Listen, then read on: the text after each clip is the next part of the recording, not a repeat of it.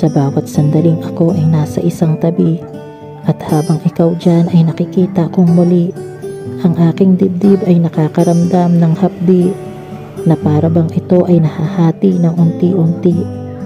Ang hirap tanggaping nag-iba ka na ng sanhi, na ngayon ay siya ng rason ng iyong pagngiti.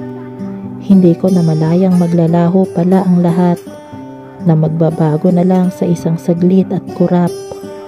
Sa panaginip ko, alam mo, nandoon ka parati. Ikaw palagi ang kasama, kayakap ko at katabi. Kaya ayokong mamulat at sakit ang maramdaman, dahil ayokong muling isiping hindi ka na sa akin.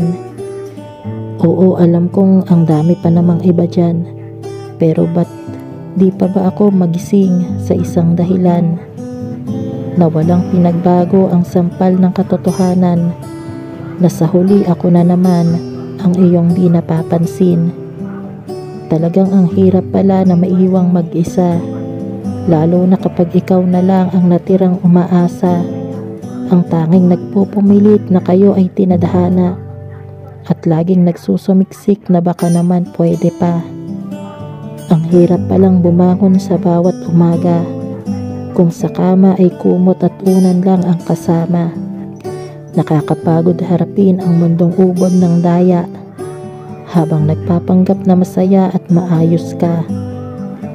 Tanong ko sa sarili, magpapanggap na lang ba? Magkukunwari habang di makawala sa mga alaala at mga planong nabuo at binuo nating dalawa, na kahit mahirap, magpapanggap na lang talaga.